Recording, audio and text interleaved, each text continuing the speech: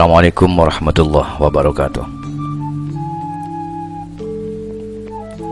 Apa kabar teman-teman dan seluruh sahabat dimanapun Anda berada? Pada kesempatan hari ini saya akan kembali membahas tentang seseorang manusia yang memiliki ilmu yang sangat besar, memiliki kesaktian yang luar biasa, sampai-sampai bisa menarik sukma ya. Sukma itu teman-teman ya nggak bisa ditarik ya. Yang namanya sukma itu teman-teman ya, bukan roh ya. Kalau roh ya roh nggak mungkin kemana-mana. Roh nggak mungkin kemana-mana. Buktinya waktu kita tidur ya, waktu kita tidur roh tetap ada di samping kita, di tubuh kita ada. Tempatnya di mana? Hanya Allah yang tahu. Nah, sedangkan sukma kita berkelana ya. Sukma kita berkelana. Begitu. Nyawa kita ibarat baterai kalau HP ya. Begitu. Kalau ruhnya itu berupa nyawa, ya kan? Kalau nggak ada baterai, HP nggak mungkin hidup, teman-teman ya. Kalau sukma itu chips, ibarat chips dalam sebuah HP ya. Itu menurut saya. Gitu kan. Kalau sukma itu, setahu saya sejak dulu saya pernah mendengar ya, roh dan sukma adalah satu kesatuan yang tidak dapat dipisahkan dari tubuh kita ya. Mungkin kalian pernah mendengar ya, tentang ruh, sukma, jiwa, raga, dan nyawa, teman-teman ya. Apa sih perbedaannya? Pasti begitu kan? Ya pasti ada dong. Ruh itu adalah sebuah nyawa, sedangkan sukma adalah sebuah jiwa. Dan raga pasti tentunya kalian sudah tahu ya kan. Sedangkan raga ini ya adalah sebuah jasad atau badan kita ini ya teman-teman ya. Yang menjadi pertanyaannya, ruh dan sukma bedanya apa sih? Dan apakah perbedaan antara ruh dan sukma itu sendiri? Monggo dikaji sendiri ya teman-teman ya. Kalau menurut pandangan saya, pendapat saya ya, sukma dan raga ada suatu kesatuan yang sangat utuh dan erat ya. Erat sekali hubungannya. Tubuh kita diibaratkan seperti HP, handphone. Yang namanya HP pasti terdapat banyak komponen ya teman ya. Pasti banyak komponen. Tapi yang paling inti adalah HP itu sendiri. Walaupun ada komponen tapi nggak berbentuk HP ya nggak jadi HP dong. Nggak sempurna kan begitu. Chips dan baterai itu perlengkapannya, itu inti juga. HP itu ibarat raga kita ya, atau badan kita ini teman-teman. Sukma atau jiwa ibarat chips dalam sebuah HP, ibarat dalam badan kita ini ya teman-teman. Sedangkan baterai sebagai nyawanya atau ruh. Apabila tidak ada baterai, yang jelas HP tidak akan berfungsi dengan baik teman-teman. Nggak mungkin berfungsi dengan baik kalau nggak ada baterai ya kan. Apapun kalau nggak ada kehidupan sama aja mati. Jadi baterai kalau nggak ada HP ya nggak bisa berfungsi. Sedangkan HP nggak ada baterai nggak mungkin hidup. Saling berhubungan ya kan. Lantas yang jadi pertanyaannya lagi, kemanakah perginya sebuah roh bila mana kita dalam keadaan posisi tidur ya. Roh itu berada dalam raga kita, dalam raga ya. Dalam raga ini selama manusia itu masih hidup. Saat kita tidur, roh itu tetap ada teman-teman ya. roh itu tetap ada. Yang pergi itu sukmanya. Nah, ketika sukma tidak berada di dalam tubuh ini, apa yang terjadi? Kita tidak bisa sadarkan diri. Jadi roh itu tidak kemana-mana. Roh itu tetap ada dalam tubuh kita manusia dan tidak diketahui di mana letaknya. Sedangkan sukma kisaran ada di antara kedua alis kita, ya teman-teman ya. Waktu saya melihat membuka-buka YouTube ya, iseng-iseng membuka YouTube, kok ada sajian yang luar biasa. Saya melihat sajian yang luar biasa dan saya nggak kenal siapa itu makhluknya yang membuat konten, dan kebetulan memang sudah monetasi ya kontennya. Mungkin banyak pengikutnya dari aliran hitam atau kurcaci-kurcacinya yang nggak paham dan awam serta bodoh dan goblok tolol. Kenapa saya bilang begitu? Konten itu menyesatkan teman-teman ya. Konten itu menyesatkan. Tidak ada seorang manusia pun yang mampu menarik sukma. Sukma itu tidak bisa ditarik teman-teman. Nggak bisa.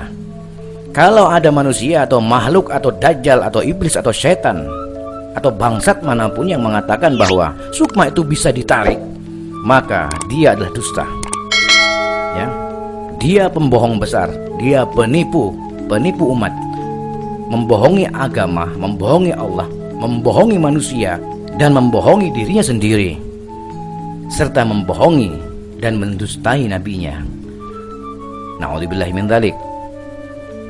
Nah, kalau ada orang yang merasa pintar, hebat, sakti, mandraguna, dan lidui ya, bisa menarik sukma, saya persilakan kepada siapa saja. Saya ingin ditarik sukma, kapan aja. Kalau Anda memang orang hebat, sakti, mandraguna, monggo ditarik. Saya ingin rasanya bagaimana kalau ditarik oleh manusia hebat, manusia sakti, apalagi yang pegang tongkat ular ya. Tongkatnya seperti kepala kontol teman-teman. Nah, begini, jadi berubah jadi gini. Apalagi pegang-pegang tongkat segala dan mengatakan kepada publik, sedangkan yang mendengarkan orang-orang bodoh, orang-orang awam, orang-orang yang buta dengan ilmu pengetahuan agama dan pemahaman, ya kan? Mereka terpengaruh, terpedaya dan menjadi pengikutnya dan membela mati-matian. Yang dibela itu salah dan sangat salah serta sesat.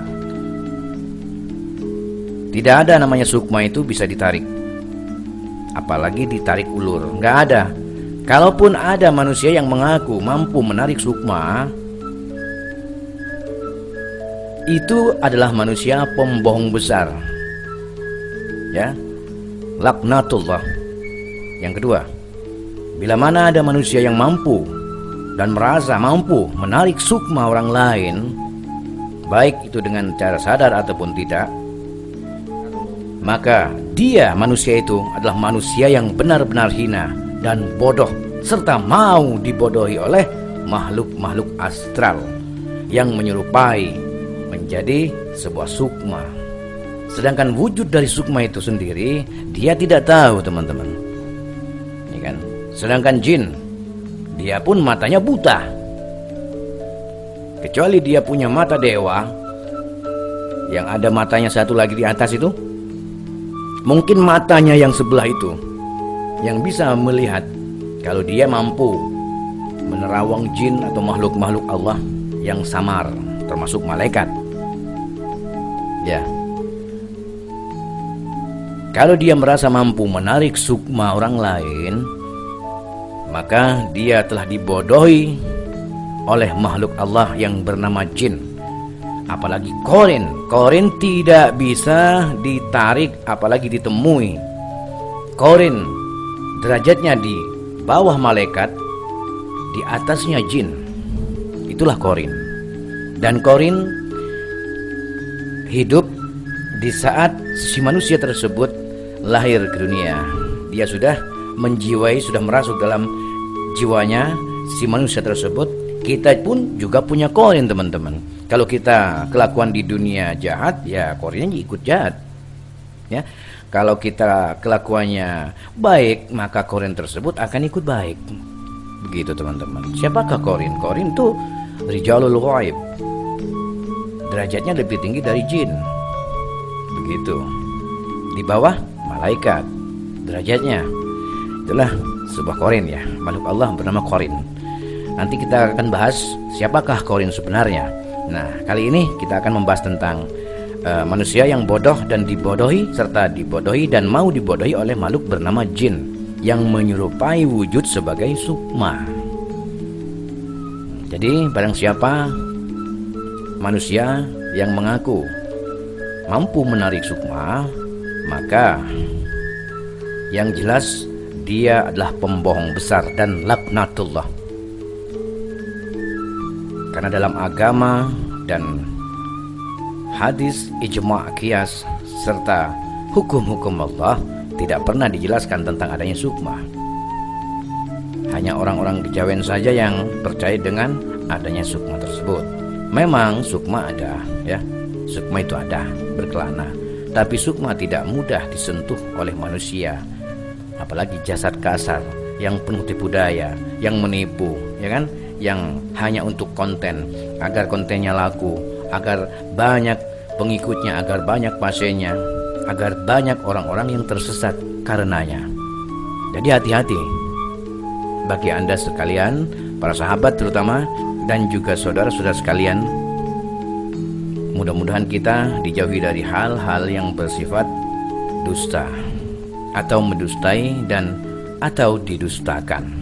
Sekali lagi saya katakan, tidak ada makhluk siapapun yang mampu menarik sukma, kecuali makhluk itu pembohong besar, dusta, menjual belikan ayat Allah, membawa nama-nama Allah, membawa nama-nama agama, menjual belikan hadis, Quran, ijma', qiyas dan sebagainya dengan atribut keagamaan. Ya, jadi bukan dobo lagi, tapi bangsat, keparat, laknatullah, terkutuk. Itulah manusia seperti itu. Saya tidak akan menyebutkan siapa orangnya karena saya tidak kenal siapa orangnya. Yang saya tahu matanya yang seperti ini.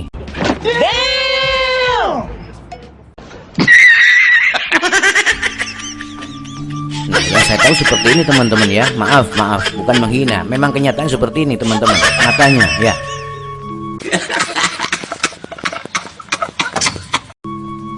Sudah seperti itu masih menyesatkan umat lagi, bikin konten lagi, bikin kedustaan dan kebohongan.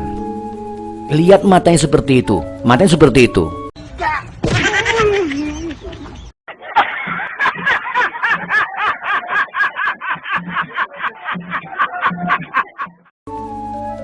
Aduh, astagfirullahaladzim.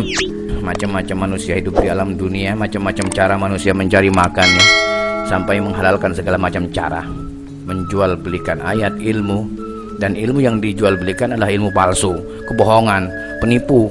Aduh, makanya YouTube itu penuh dengan penipu dan sudah terdaftar sejak tahun berapa ya, sampai tahun sekian dan tahun 2021, bahkan sampai 2022 dan seterusnya. Itu pasti ada rentetan-rentetan, oknum-oknum, dukun-dukun abal-abal, dukun dobol, pelaku penipuan online dan sebagainya.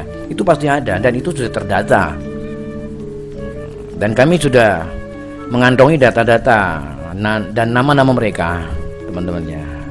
Tidak perlu disebutkan. Anda sekalian sudah tahu, sudah paham ya siapa orangnya. Yang matanya begitu loh teman-teman ya. Begitu ya.